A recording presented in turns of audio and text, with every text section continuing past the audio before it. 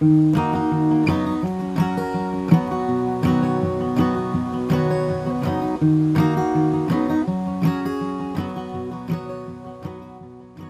the album's just come out, and 10 tracks. Some of them I kind of wrote them over the course of 3 or 4 years, so I had quite a lot of tracks to choose from, and then picked 10 that I was happy with. And there's kind of it's an acoustic record, but there's bits of percussion on it, bits of strings and stuff as well.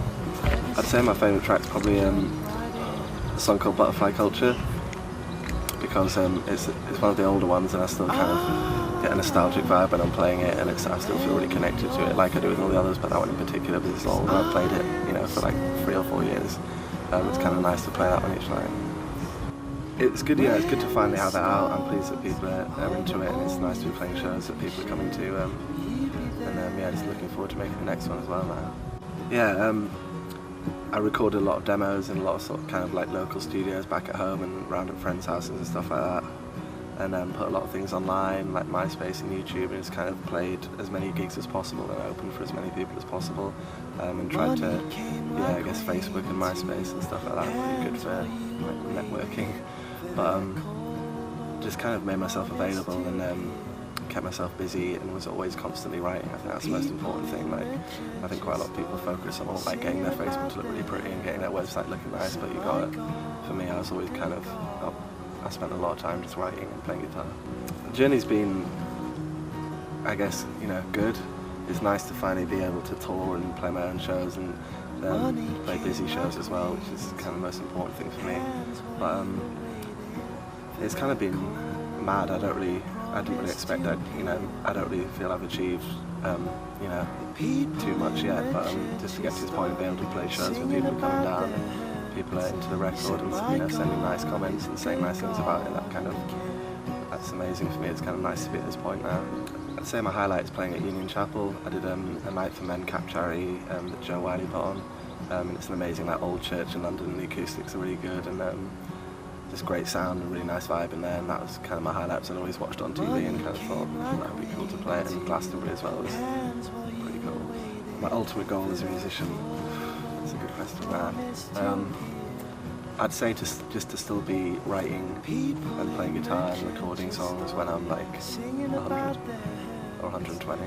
The stuff that I love listening to, I love all the kind of classic songwriters. Like, I love Bruce Springsteen, I love Neil Young, Dylan, the Beatles, Ryan Adams.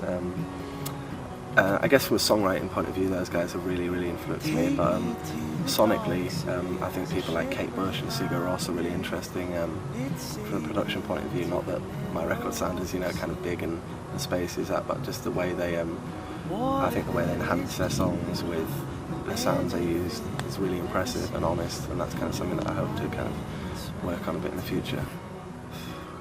For me, I guess my music helps me chill out. It's nice to write and create something and then record it and go through that whole process. But I'd say it just it's kind of therapeutic when I'm writing. I know it probably sounds weird to a lot of people, but when I'm sitting down and playing, I just kind of get on my own zone, and that's kind of its own little thing away from everything else. I like writing in Sydney because I've been there a couple of times. I've got family out there and I always feel really chilled there, but anywhere I feel comfortable, if I feel comfortable on a train, I'll write on the train, or if I feel comfortable just in my room, I'll write like that. But there's no kind of formula for me, it just kind of happens when it happens. For side music, what do I enjoy? I really like chilling out and listening to music. Kind of, I know that is music, but that is kind of what I love. I don't know, I like hanging out with my friends, going to the pub, normal kind of stuff, being with my girl.